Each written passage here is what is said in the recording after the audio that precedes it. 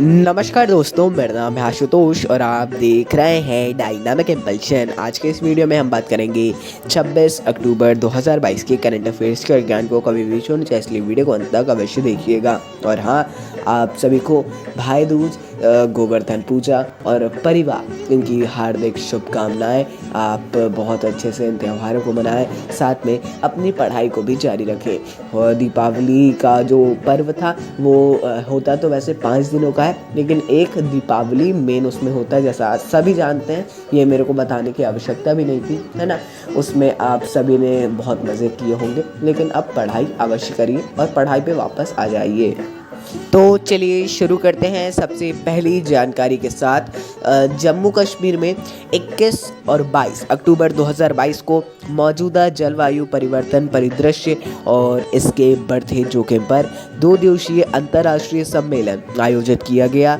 इसका आयोजन महिमा रिसर्च फाउंडेशन द्वारा समाज कल्याण विभाग और शेर कश्मीर कृषि विभाग और प्रौद्योगिकी विश्वविद्यालय जम्मू के साथ मिलकर किया गया था। देखिए, ये यूएन वाला नहीं है, लेकिन हाँ फिर भी इम्पोर्टेंट है जम्मू कश्मीर की दृष्टि से देखा जाए तो, है ना। इसको अवश्य आप देख लीजिएगा। बाकी उतना भी इम्पोर्टेंट नहीं है, लेकिन फिर भी हाँ आप देख लीजिएगा इसके बारे में। चलिए अगली जानकारी की ओर बढ़ते हैं। सतलुज जल विद्युत निगम SJVN शॉर्ट फॉर्म अधिकतर इसका इस्तेमाल होता है, फुल फॉर्म याद रखिए, है ना। तो इसने उत्तर प्रदेश के कालपी तहसील में स्थित पारासन सोलर पार्क में 75 मेगावाट की सौर ऊर्जा परियोजनाओं को चालू करने की घोषणा की है ना। इंपॉर्टेंट क्वेश्चन उतना तो नहीं है, लेकिन हाँ फिर भी बोला जा रहा है कि अक्टूबर 2022 के अंत तक इसको चालू कर दिया जाएगा। बस अंत होने ही वाला है, कर दिया जाएगा, है ना। बाकी फुल फॉर्म याद रख लीजिएगा। ये परियोजना के बारे में, इस परियोजना के बारे में और इस मिशन के बारे में अवश्य पढ़िएगा। मिशन जो सतलुज मिशन है, इसके बारे में तो बहुत इंपॉर्टेंट है ये। ऐसे ही और भी मिशन चल रहे हैं, उनको भी आप देख सकते हैं, है ना। इसके बारे में अवश्य पढ़िएगा। चलिए आगे बढ़ते हैं। अक्टूबर 2022 में दिल्ली में वायु की गुणवत्ता का स्तर बहुत खराब की श्रेणी में दर्ज किया गया है। मतलब एक श्रेणी है इसमें बहुत खराब, उसमें दर्ज किया है। केंद्रीय प्रदूषण नियंत्रण बोर्ड के अनुसार दिल्ली में वायु गुणवत्ता सूचकांक 326 दर्ज किया गया है। मतलब वाकई में बहुत ही ज़्यादा बेकार स्थिति है यहाँ की। और दीपावली के समय में हमेशा यहाँ पे बेकार स्थिति होती है। दीपावली के दिन उसके बाद से लगातार बिगड़ती जाती है स्थिति, है ना। इसमें दिल्ली सरकार बहुत कुछ कर भी रही है। चलिए आगे बढ़ते हैं, अगली जानकारी को देखते हैं।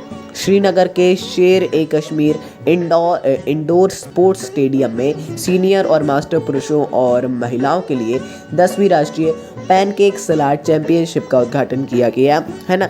ये नाम याद रखिएगा, राष्ट्रीय pancake salad championship. Jammu Kashmir sports council ऐसा बताया जा रहा है इसको आयोजित किया है, लेकिन नहीं, पैनकेक सलाड एसोसिएशन द्वारा ही इसको आयोजित किया गया है। वो ऐसे नाम ऐसा चल रहा है, आपको लिखने को आएगा तो वही लिखिएगा, सलाड एसोसिएशन मत लिखिएगा, है ना। लेकिन एट द एंड यही इसका आयोजन कर रहा है। चलिए अगली जानकारी को देखते हैं। महान फिल्म निर्माता सत्यजीत रे की फिल्म पथेर पांचाली को international federation of film critics FIPRESCI, शायद इसका कुछ प्रोनाउंसिएशन भी हो, इसके द्वारा अब तक की सर्वश्रेष्ठ फिल्म घोषित किया है। शायद आपने इस फिल्म का नाम सुना हो और शायद देखी भी हो, देखी ना हो तो नाम तो अवश्य ही सुना होगा।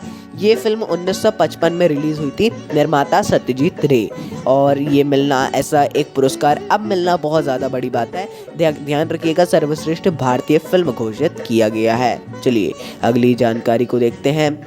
शतरंज में भारत, चीन, अमेरिका और नीदरलैंड सहित शीर्ष 12 शतरंज खेलने वाले देश की टीमों को नवंबर 2022 में यरूशलेम, इजराइल में 2022 पुरुष विश्व टीम शतरंज चैंपियनशिप के लिए चुना गया है। इससे आप समझ सकते हैं भारत इन 12 देशों में शामिल है और सर्वश्रेष्ठ शतरंज खेलने वाली टीम भारत में है। बहुत ज़्यादा अच्छी बात है। 25 नवंबर को ये मैच होने वाला है। आपको जानकारी अवश्य मिलेगी यदि इम्पोर्टेंट होगी तो।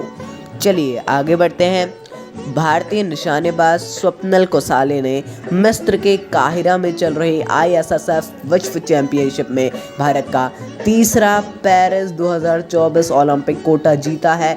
बहुत ही ज़्यादा अच्छी बात है। ओलंपिक कोटा क्या है ये एक सबसे ज़्यादा महत्वपूर्ण बात है, महत्वपूर्ण विषय है। शायद इस पे जल्द ही हम भी वीडियो डाल दें, और आप यदि देखना चाहें तो अवश्य किसी और का आर्टिकल भी पढ़ सकते हैं। बहुत ही ज़्यादा अच्छी बात है जैसा हमने बताया। चलिए अगली जानकारी को देखते हैं।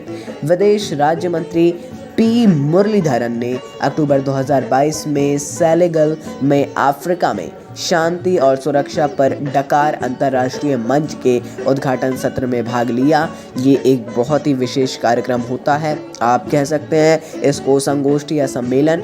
तो ये कार्यक्रम जो है इसका उद्घाटन डकार फोरम के में सेनेगल के राष्ट्रपति मैकी साल ने किया।